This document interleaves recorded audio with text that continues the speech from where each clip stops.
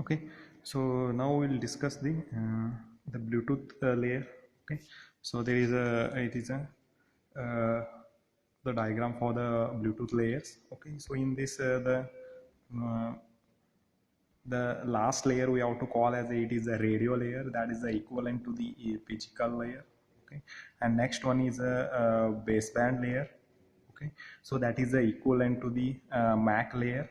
Okay, and next one is it is a L2 CAF, that is a logical link control and adoption protocol. Okay, L2 means it is a logical link, C means control, A means adoption and protocol. Okay, and there is a application layer, audio layer and the control layer. Okay, so in this syllabus we will discuss these three layers. That is the last three layers, that is a radio layer, a baseband layer and L2 CAF layer, that is a logical link control and adoption protocol. Okay, so first we will discuss the logical link control and the adoption protocol.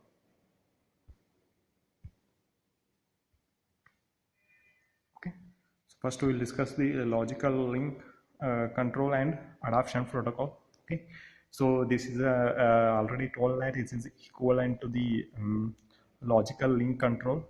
Okay, so it is mainly used for the data exchange on the ACL link. Okay, and the SCO channel is do not use for the L2 CAP. ACL link is nothing but it is a asynchronous control link. So here by using this particular layer, this particular layer we mainly use for to exchange the data on the asynchronous control links. Okay, so here the synchronous control link is not used for this particular layer, that is a logical link control and the adoption protocol. Okay, so this is a frame format. Okay, so in this frame format there is a three fields are there. Okay, the first one is a length field, second one is a channel field, and last one is a data and the control. Okay, so there is a 2 bytes has been allocated for the length field, means 16 bit we have to allocate it for the length of the packet, define the length of the packet, and channel ID it will define the specific channel, or it will uniquely identify the channel from the upper layer. Okay, how it uniquely identify, how it is a unique identification of the particular channel.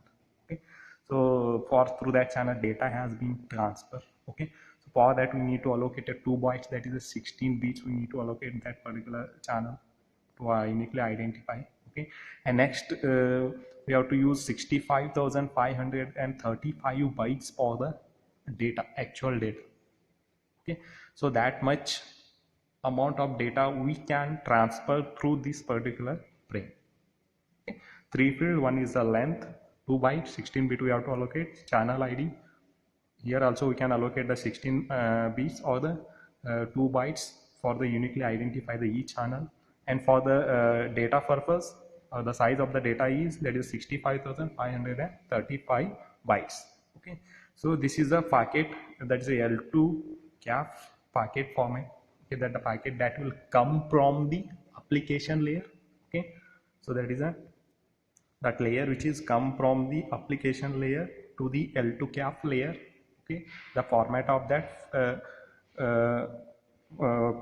that frame is that contains the three fields: length, channel ID, and the data and the control. Okay, and next we will move to the some of the functions of the L2 CAP, that is a logical link control and adoption protocol. Okay, so here the first one is a multiplexing. Okay, so in this, at the sender side, multiplexing the data into the frame, and demultiplexing the frames into the data at the receiver side. Okay, so here what happened, the logical link control and the adoption protocol layer. Okay, so that will receive the data from the application layer. Okay, and after that it will multiplex, or that will multiplex that particular data into the frames. Okay, so that will multiplex the data into the frames, and it will deliver to the next layer, that is a baseband layer. Okay, So that will deliver to the next layer, that is a baseband layer. Okay, and after that, the at the receiver side, the receiver will receive the frame from the baseband layer. Okay, and it will extract the data from that particular frame and deliver to the appropriate protocol. Okay, so that what we have to call as a multiplexing. Okay, so multiplexing is nothing but what here, multiplexing is first it will receive the data from the upper layer, and that will multiplex that data into the frame and deliver to the baseband layer, and at the receiver side it will receive the frame from the baseband layer and extract the data. Okay, demultiplex the frame into the data and deliver to the appropriate protocol layer.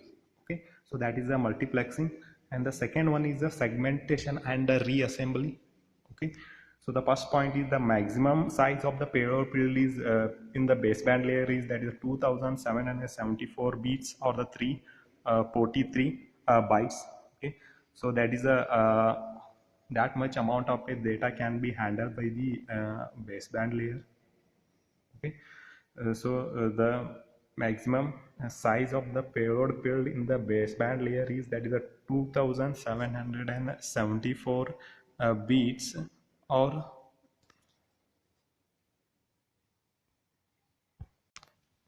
so the maximum size of the payload field in the baseband layer is, that is a 2774 bits or the 343 bytes.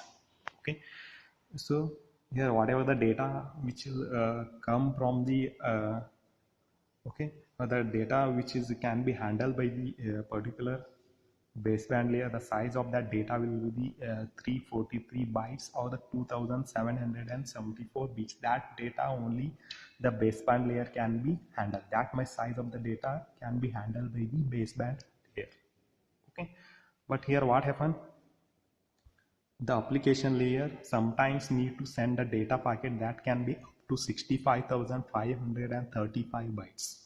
Okay, so here what happened, so whatever the data, okay, which is sent by the application, okay, so that size of the data may be 65,535, but the baseband layer can only handle 343 bytes.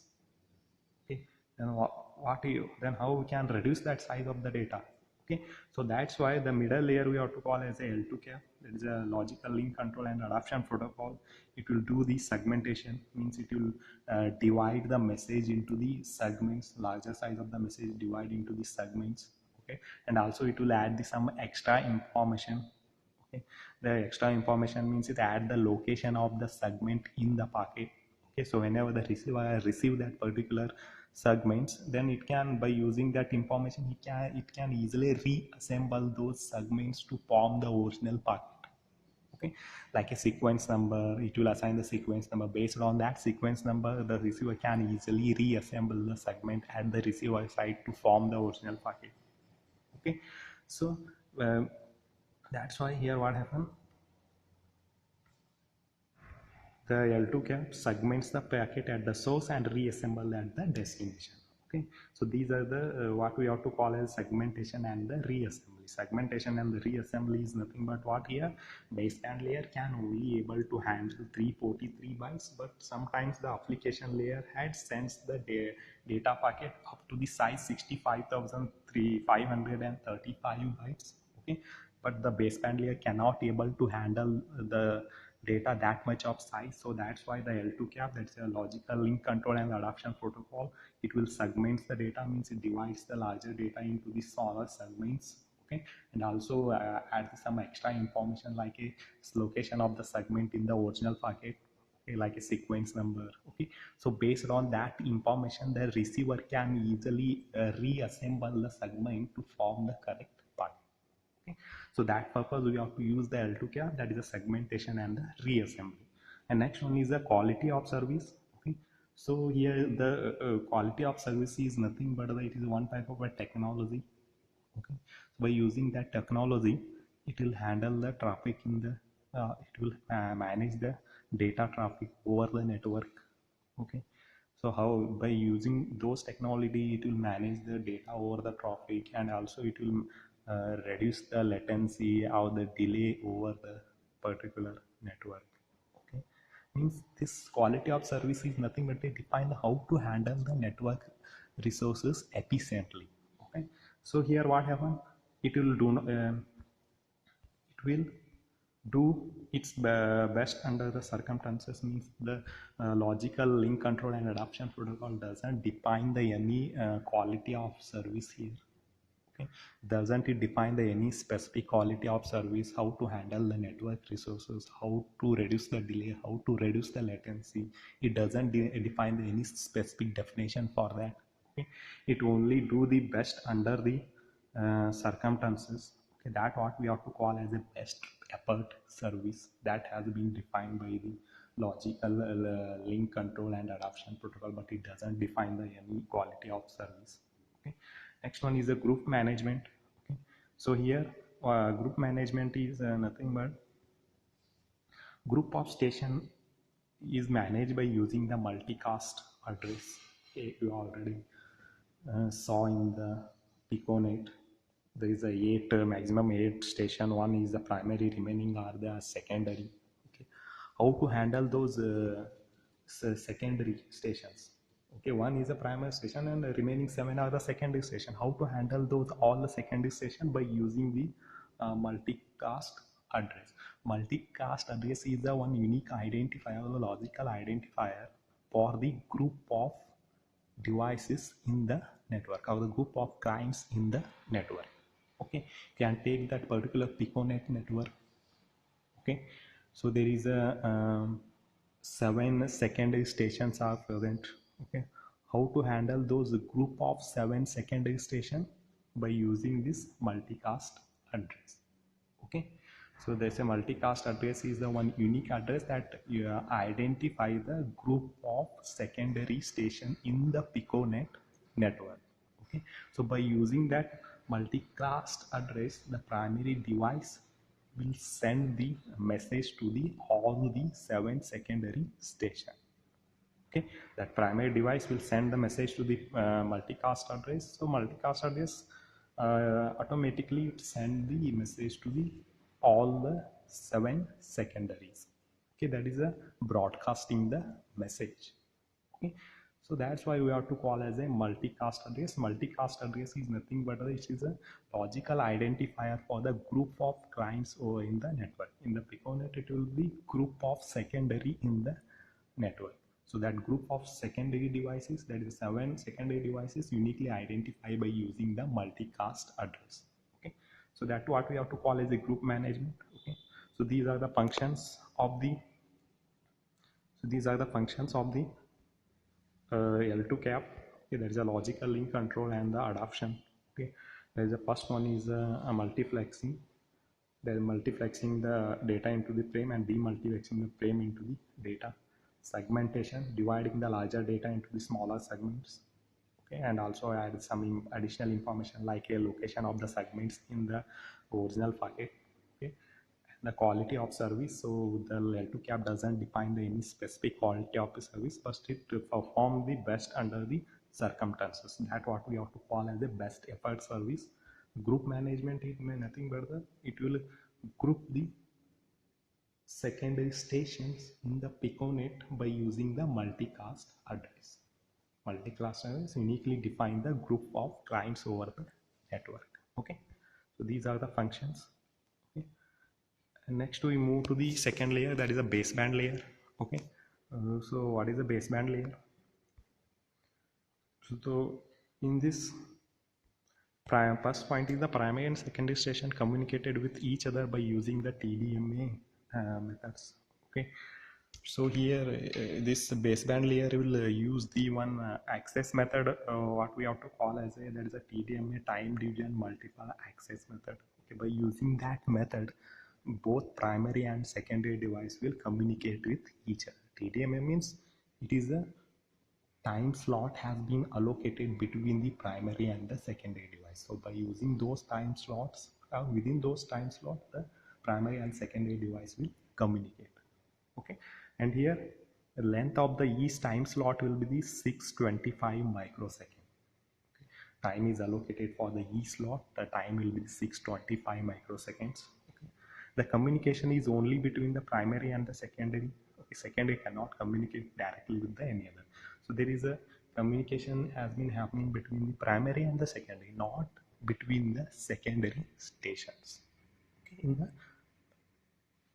baseband layer. Okay, baseband layer has used the TDMA technique, that is the time division multiple access. Means it will use the time slots to provide the communication between the primary station and the secondary station, and time allocated for each slot will be 625 microseconds. And there is only communication between the primary and secondary. There is no any communication should be happen between the secondary stations.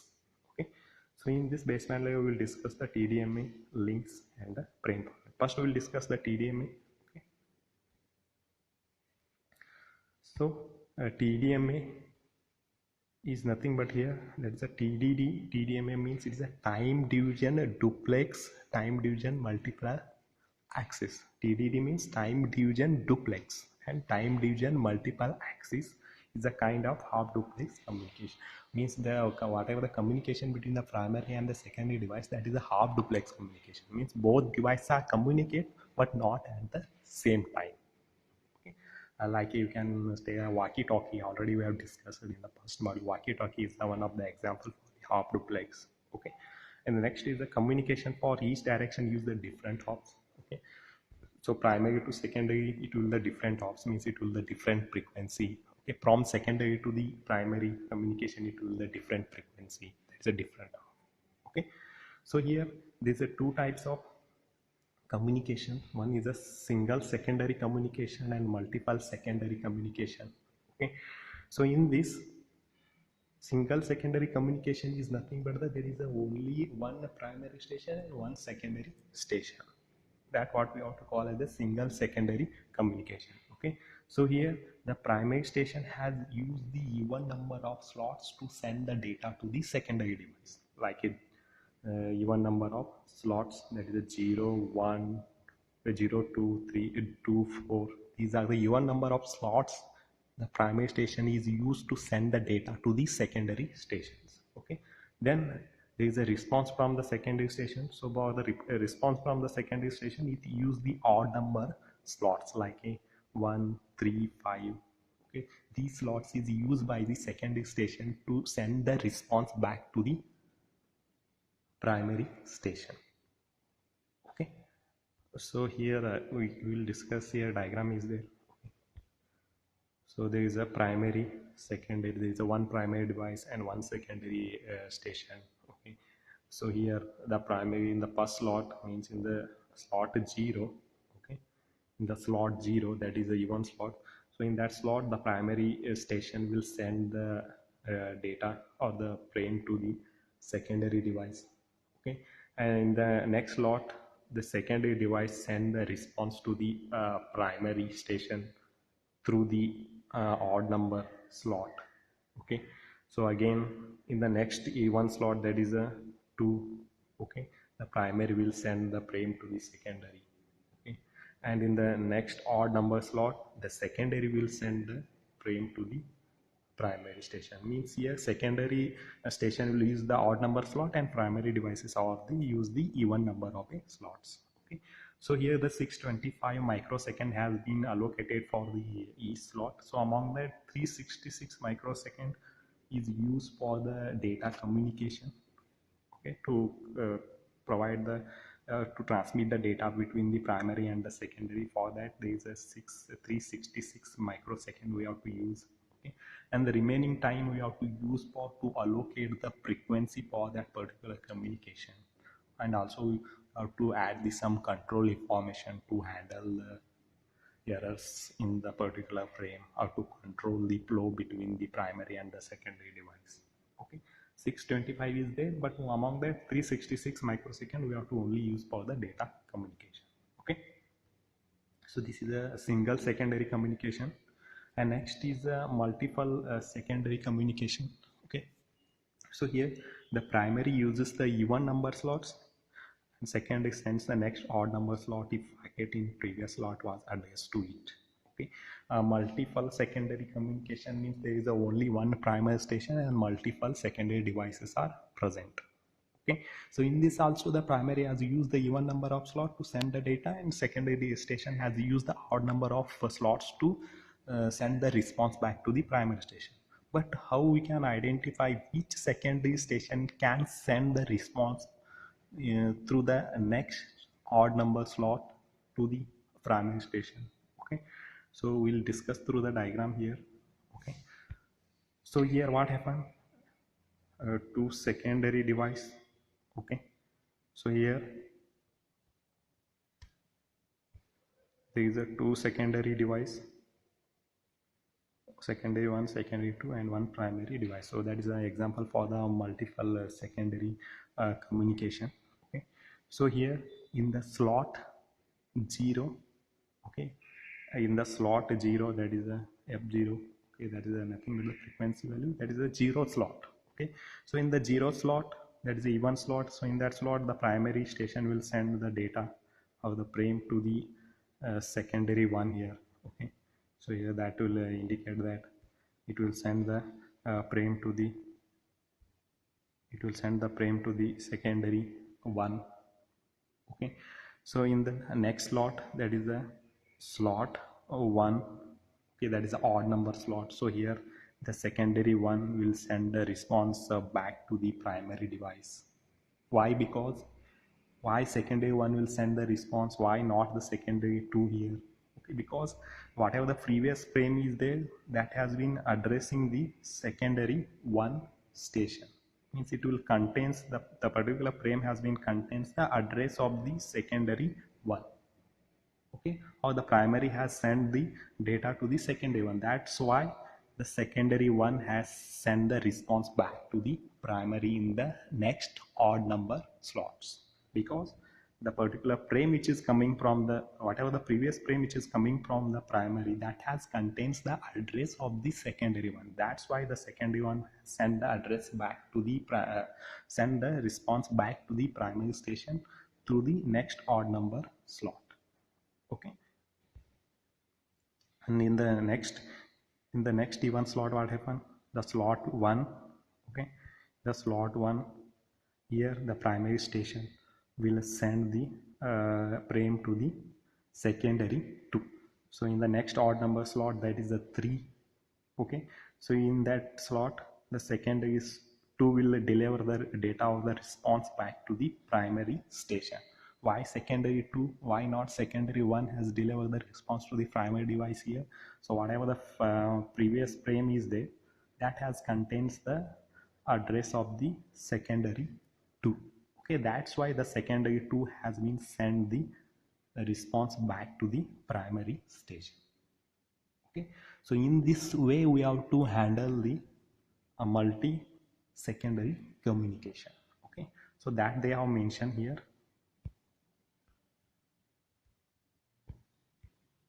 Okay, so here the primary uses the even number slots and secondary sends the next odd number slot, that will be there. But which secondary will send the data to response to the primary device? Okay, if the packet in the previous slot was the address to it, which secondary address which is present in the previous packet which is sent by the primary station to the secondary. Okay, if it is the address of the secondary one, then address secondary one will response back to the primary station. If it is the address of the secondary 2, then secondary 2 has the response back to the primary station. That means in this way we have to handle the multi-secondary communication. Okay,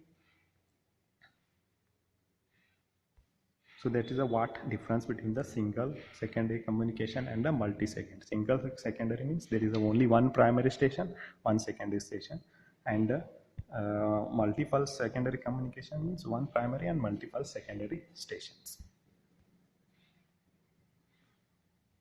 Okay, next we will discuss the links. There are two types of links. One is a SCO, that is a synchronous connection oriented link. Okay, and next one is the asynchronous connection link. Okay, so here synchronous connection oriented link is nothing but the we have to use for to transfer the real-time audio signals. However, we need to try this particular link we have to use for to the voice communication or to transfer the real-time audio signals. Okay, so that's why here it only mainly focus on the delay, not focus on the error which is present on that particular communication. Okay, that is used when avoiding the latency is more important than the integrity. Means it avoids the delay, not give the more importance to the integrity, or the not give the more importance to the error control. Okay, it gives the more importance on the how to avoid the delay by using the synchronous connection oriented link. Okay, and next point is the physical link is created between the primary and secondary, the reserving specific slot at the regular interval. So here the slots have been reserved for the each station, each primary station, and the each secondary station. The slots has been reserved. Okay, so within that slots or within that time only the primary has communicate with the secondary, and secondary has need to communicate with the primary. So that's why we have to call as it is a synchronous. Okay, so next one is a secondary can create up to 3 SOs, that is synchronous connection oriented link with the primary, sending the digitized audio at 64 kbps in each link. Okay, so here the secondary device can, or the secondary station can create up to 3 links with the primary station to send some digitized audio. Okay, at the and rate of each link will be 64 kbps. Okay, that is a what synchronous connection. That is synchronous connection oriented link is nothing but what here. Okay, synchronous connection oriented link is nothing but it will give the more importance to how to avoid the delay. Okay, how to avoid the delay, not give the more importance on the error control. And this mainly we have to use for to sending the real-time audio signal or the voice signal, not for the data packet transmission. Okay, and here there is a physical link created between these primary and secondary. It is by reserving the specific slot at the regular interval. Means slots have been reserved for the both primary station and the secondary station. That's why we have to call as a synchronous connection oriented link. Okay, and there is a 3 SO that is a synchronous connection oriented link will be created for the secondary to the primary station. Means each secondary station will create up to 3 SC, that is synchronous connection oriented link with the primary station to send the digitized audio signal, and each link has a 64 kbps data rate. Okay, and next we will discuss the synchronous link here. Okay, so here the first point, asynchronous connectionless link. Okay, so means as the name indicates, connection link, a connectionless link here. Okay, so here it is mainly we have to use for the data integrity is more important in the avoiding the latency. Okay, means it is more focused on the error control. Okay, than the avoiding the delay. It not give the more importance to avoid the delay. It will give the more importance to control the error. Means if any packet has been corrupted at the receiver side, that packet must be retransmitted by the sender. But here, say that is a synchronous connection oriented link, there is no any retransmission of packet will be happen, because the synchronous connection oriented link will not give the more importance to the error control. Okay, and here the ACL can use 3 more slots and can achieve the maximum data rate of 721 kbps. So we will discuss through the diagram here. Okay, and another point is the asynchronous connection link is mainly used for the packet data communication, not for the voice communication or the audio signal communication. Okay, so in this particular synchronous connection oriented, we have to use for the audio signal communication, and asynchronous we have to use for asynchronous connection link we have to use for the packet data communication. Okay, and it will give the more importance to the delay, not to the error control, and asynchronous connection link will give the more importance to the error control, then the delay. Okay, we discuss through the diagram here. Okay. So here what happened? There is a okay. So here what happened? The SCU, there is a whatever the synchronous connection oriented link will be there. Okay. So already the slot has been reserved here for the master. There is a primary station. For the slave, there is a secondary station. Okay.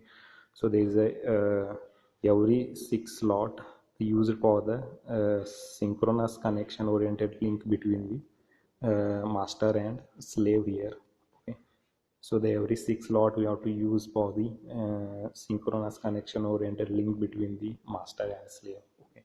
So here the synchronous connection oriented link, that is a first one, that is 0th. Okay. And after that 6th one, that is also synchronous connection oriented link, and F12, that is also synchronous connection oriented link. Okay. And F18, that is a synchronous connection oriented link. Okay. So those are all are reserved for the primary station, also for the secondary station also here. Okay.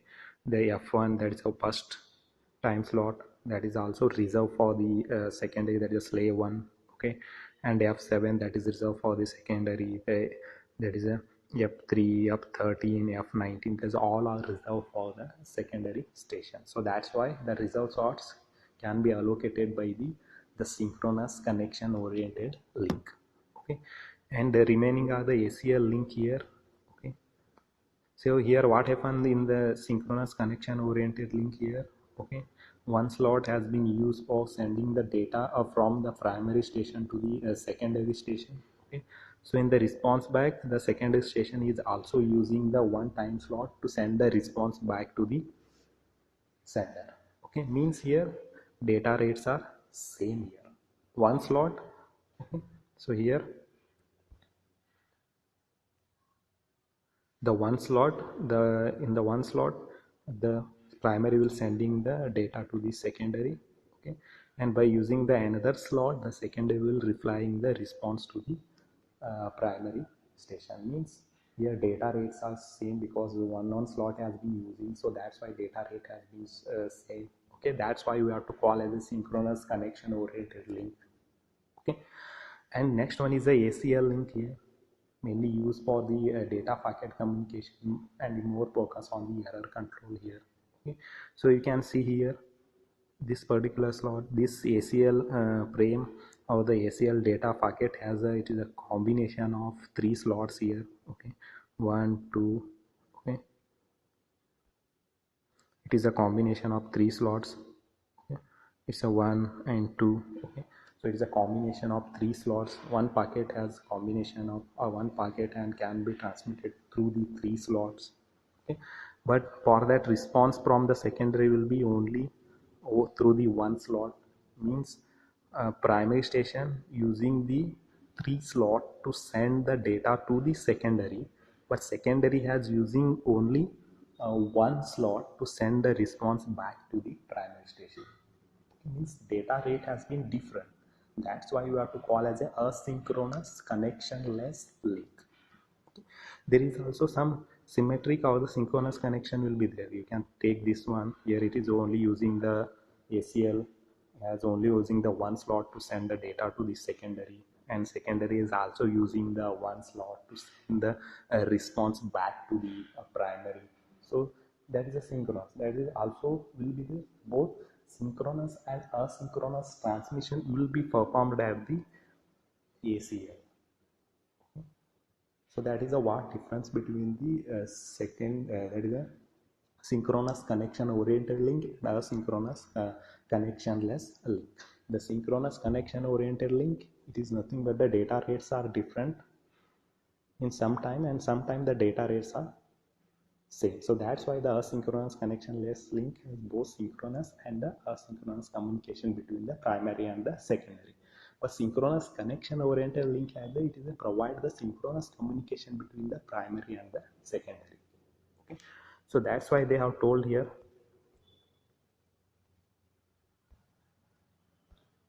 Okay, that is a ACL has The ACL use the 3 more slot can achieve the maximum data rate of 721 kbps. Means here what happened? Okay, the ACL has used the more than one slot, okay, to send the data. Okay, so and there is a response through the only one slot. Okay, so that's why here data rate has been higher. 3 slots has been using each slot as a different data rate. If you multiply all those data rate, then you can get the more higher data rate, like a 720 kbps data rate has been used by the ACL asynchronous communication link. So this is all about these two links. There is a synchronous connection oriented link, more focus on the avoid the delay, then the error control, mainly used for to transmitting the audio signal. And asynchronous connectionless link, we focus more on the error control than the avoiding the delay. It is mainly used for to transmitting the data packet. Okay.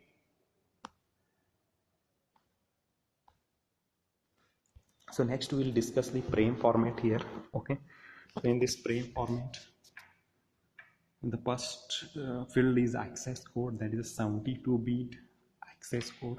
Okay, mainly we have to use this 72-bit access code to uniquely identify the each Piconet network. Already we have discussed what is a Piconet. Piconet is nothing but it contains the 8 station. Among that 7 we have to use as a secondary, 1 we have to use as a primary.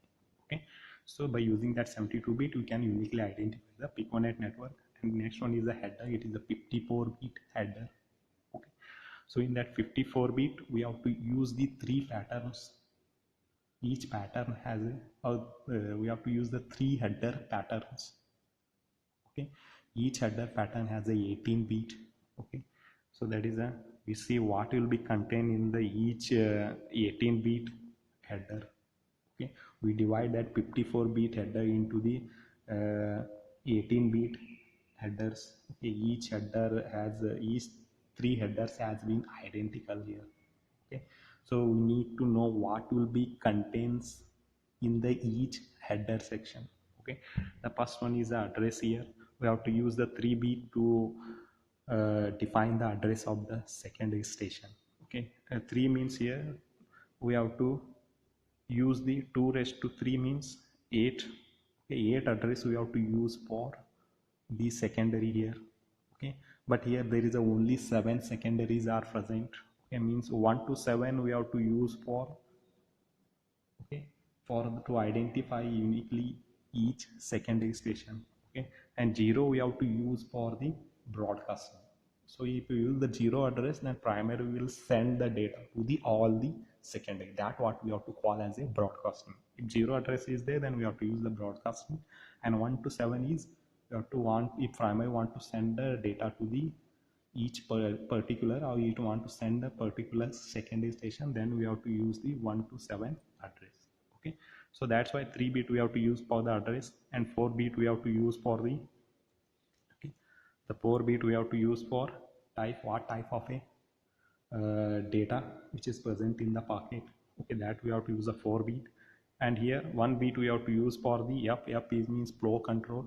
Okay, if that flow control has been set up, whatever the bit which is present in the flow control, if it is 1, okay, that will indicate that receiver is unable to receive the data from the sender, because the receiver buffer has been full. So that's why it cannot able to receive the data from the sender. Okay, if it is 1. Okay, and next one is the A. A is also here you have to use the 1-bit. If A is equal to 1 means that is the acknowledgement. A is nothing but the acknowledgement. Okay, I have already discussed in the stop and wait protocol. Okay, so if the receiver has received the correct packet, then only it will send the acknowledgement to the sender. Okay, if it is received the corrected packet, then it will not send the any acknowledgement to the sender.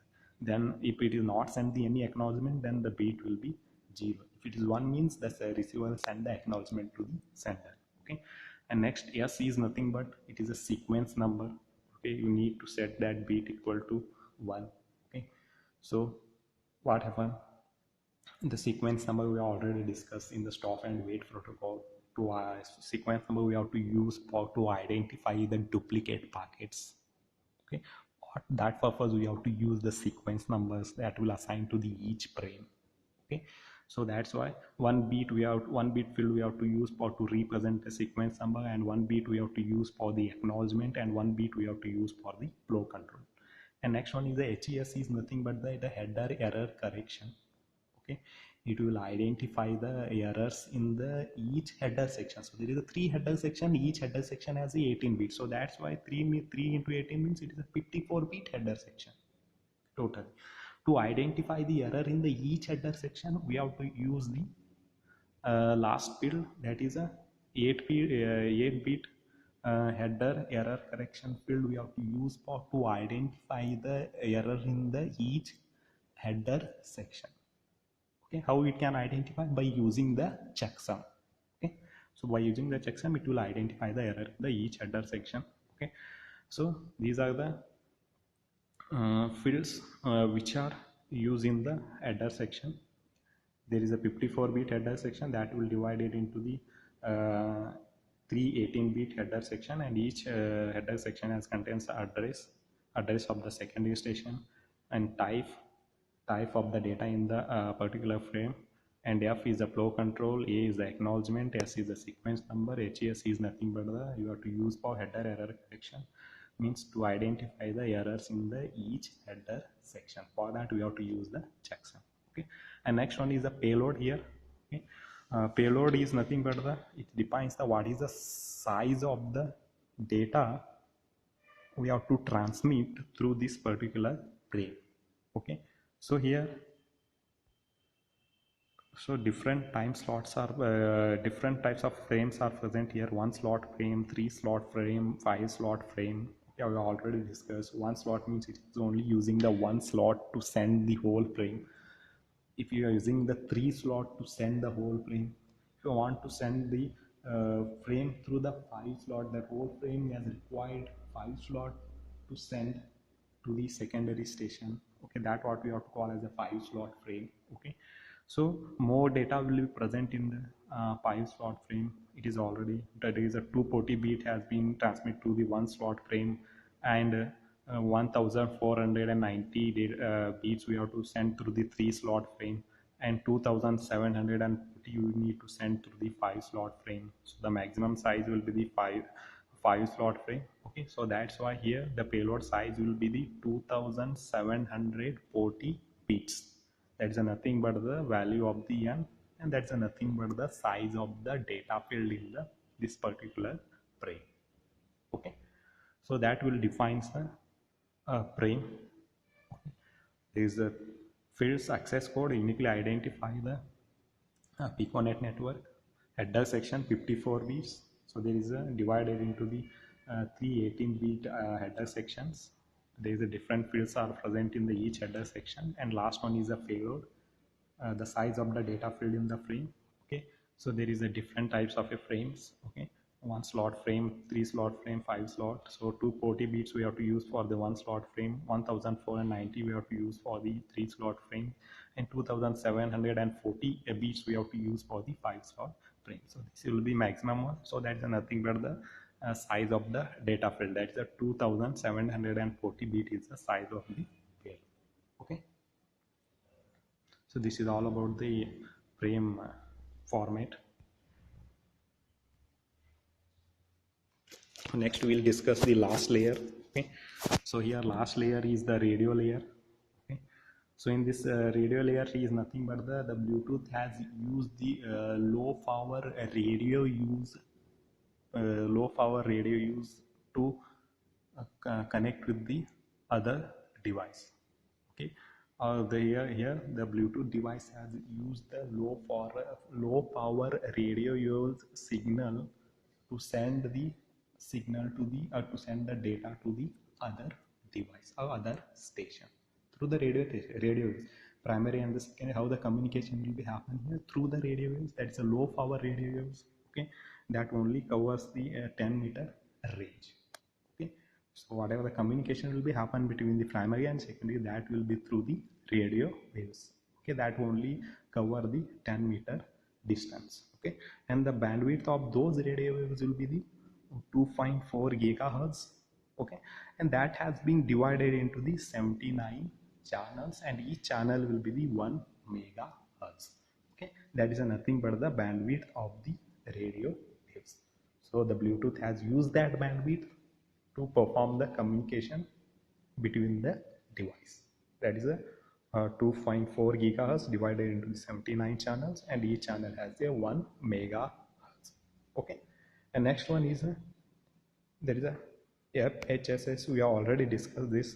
Okay, so FHSS means here the frequency hopping spread spectrum.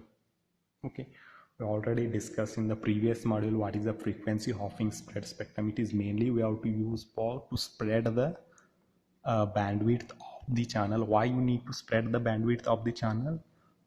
To avoid the interference from the third party or the interference from the intruder.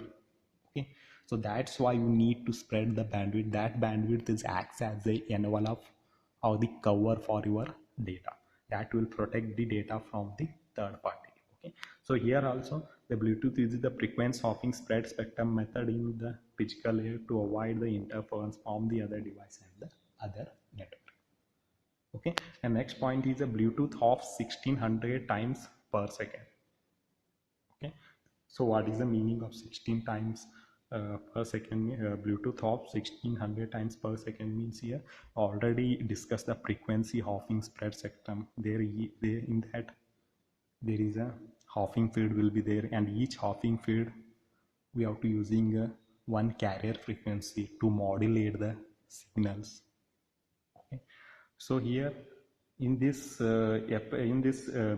radio layer, the FHSS is using the 1600 hopping field per second. 1600 hopping field per second means it will changes the carrier, because each hopping field we have to using the different frequency. Okay, once we are using the 100 hertz, second hopping field we have to using the 200 hertz, and the third hopping field we have to using the 400 hertz. Okay, so meaning of that is it will changes the carrier frequency or the modulation frequency the 1600 times per second. Means it will changing the modulation frequency 1600 times per second. Okay, now what is the meaning of this particular sentence? Here Bluetooth has used the 1600 hop field per second. Meaning of that is it will changes the modulation frequency 1600 times per second. Means here it is changing each 1600 hops will be happening per second, means 1600 frequency value we need to changing or we need to using for modulating the signals. Okay, so that is the what meaning of this sentence. Okay. So here what purpose we have to use the frequency hopping spread spectrum. Here we have to use the frequency hopping spread spectrum to avoid the interference from the other device or the other network. There is no any interference should be happen from the other device and the other network. Okay, and next one is the Bluetooth of 1600 times per second, means it will use the 1600 modulated frequency. Okay, to spread the bandwidth of the particular channel. That will be acts as a protection for your data. Means it protected whatever data which is present in the channel from the external device or the some other device. Okay, and next one is modulation. Next one is the modulation. So how we need to modulate the signal to get the good quality of the data or the good quality of the signal. Okay, and also by modulating the signal you can increase the range of the signal here.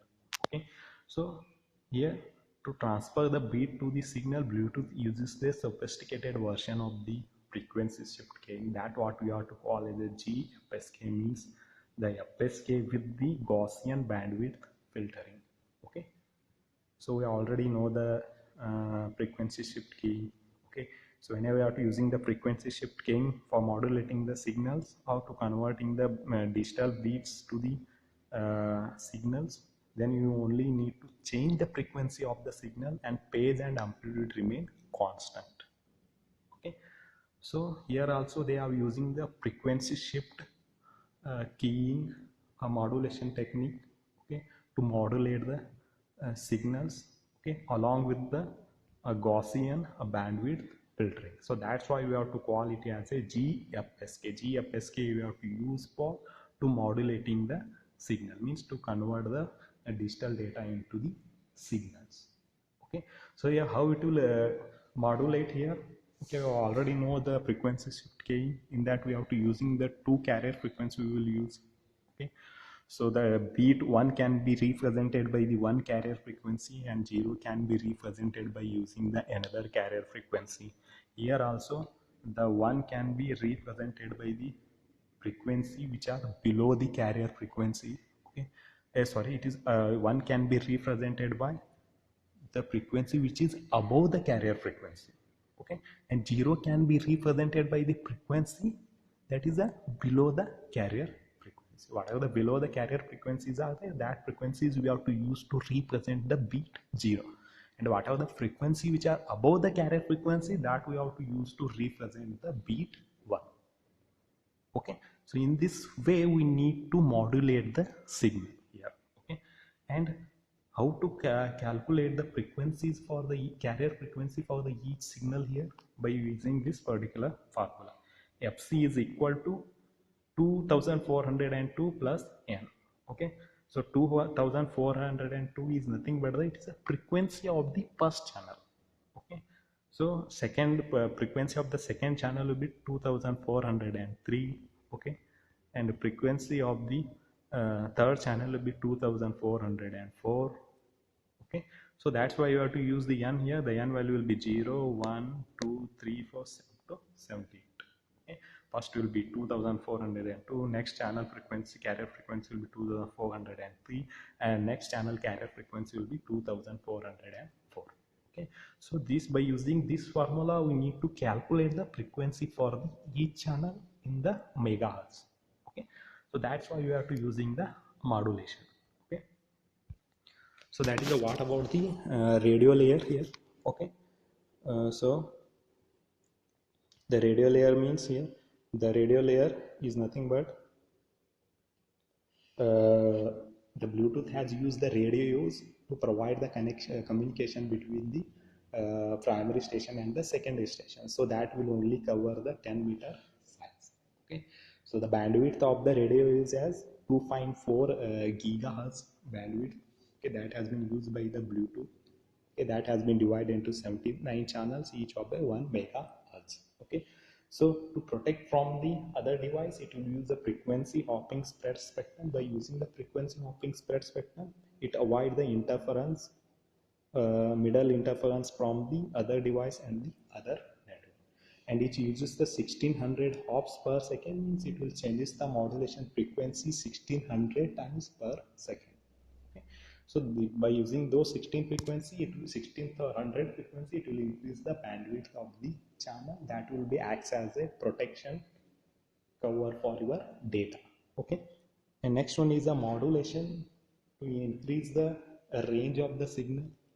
To get the good quality of the signal, we need to modulate the signal.